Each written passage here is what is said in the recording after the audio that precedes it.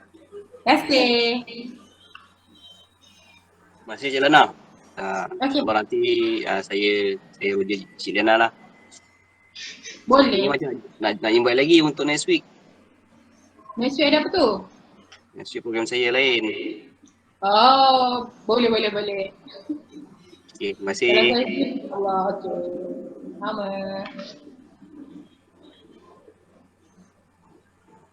Saya serahkan kepada pelajar saya lah untuk handle seterusnya. Baik.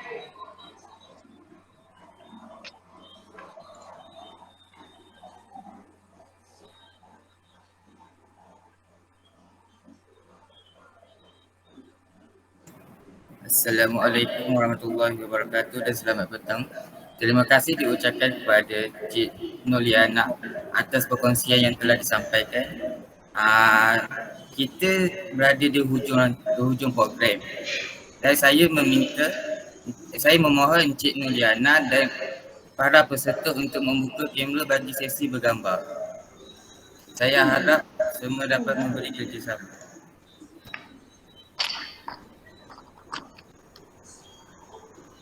Macam nak buka ramai tu.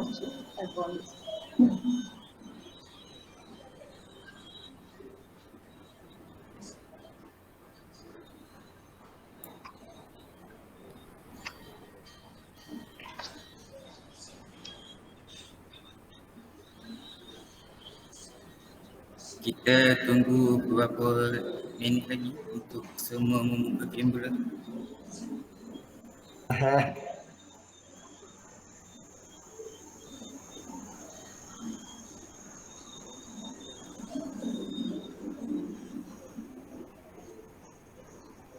Mana semua orang yang mandi? Dah petang kan?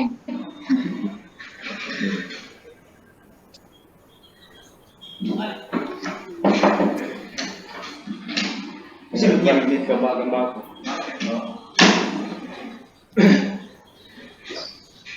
Siapa nak ambil gambar ni? Saya. Okay. Tunggu dalam 2 minit lagi lah. Alright. Come on guys. Cat rambut lagi. Sekejap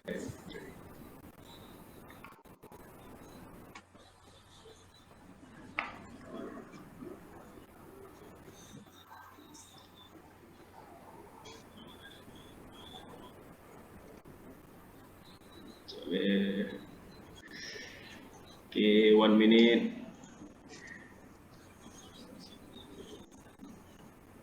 Slow. Cik Lena, sama-sama nak kita tunggu ni, nak tanya lah, bagaimana dengan trigger finger sebab saya dah mula problem trigger finger ni. Oh, trigger finger? Suddenly ke? Dah baru-baru juga kena ni. Macam mana? Jari kedua saya ni jam dah jam. Tiba-tiba ke? Betul lah. Dah tak boleh nak langsung? Ya, sekarang tak boleh lama langsung ni. So ada pandangan macam mana nak? Dah lama ke? Sebenarnya dah lama juga lah. Lebih 6 bulan lah sebenarnya. Tapi saya enggak cerita. 6 bulan? Tapi ya dalam macam pagi dalam 6 bulan tu boleh move lah? Jari ni dia dah firm kan. Macam kita nak buat aktiviti harian pun susah. Ada cadangan tak? Ya memang kita punya ni dia kena pergi riliskan. Tapi dia akan ada. Cuma kena pergi riliskan dekat mana? Menyelam ke? Apa tu?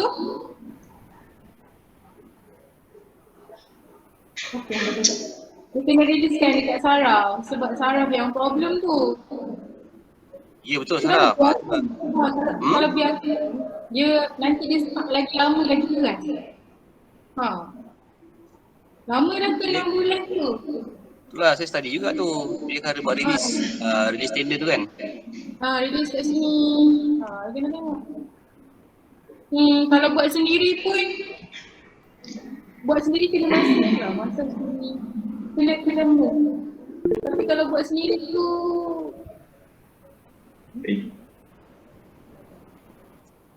buat sendiri quality tu lah saya takut tak ada. Tapi saya rasa better kena pergi physio. At least physio tu jadi current yang stimulate balik jaga merangsang muscle ni untuk back to normal.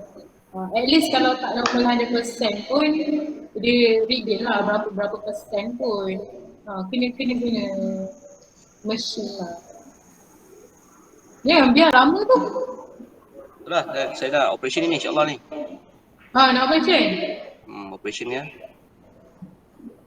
Lepas operation kena buat strengthening tu. Terima kasih Cik Lana. Okey. Okay. Kita ada bahasa daripada Uganda DFFDE. Faham ni soalannya? Terima kasih Alexander Kau ini mesti kawan dia yang kacau ni sir. Okay, soalan ni dia sendiri faham kot. Saya minta maaf lah Okay guys, guys. mau sama bukalah kamera kita gambar bersama Cik Lana ni. Okey, sediakan pose guys. Okay, 1, 2. Sekejap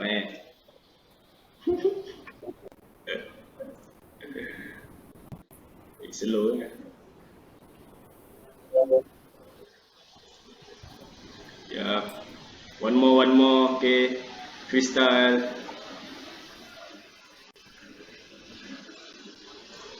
Okay, 1, 2. Okay. Belum. Done. Haziq,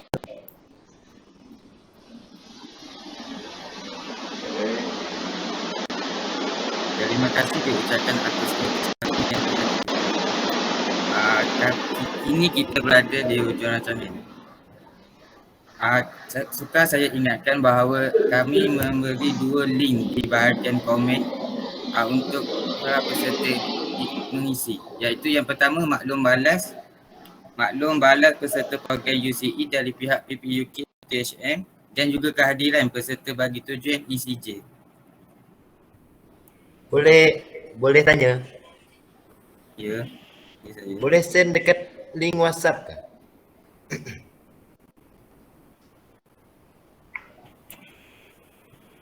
Yes. Andy, sorry Andy, kami terdapat send dekat link WhatsApp sebab nanti kalau ada orang yang tak masuk dalam Google Meet ni tapi dia ada dapat link tu, nanti kira dia dapat free sijil lah tanpa join program ni. Jadi Okey. itu kami. Okay. Sorry ya Andy. Okey, masih.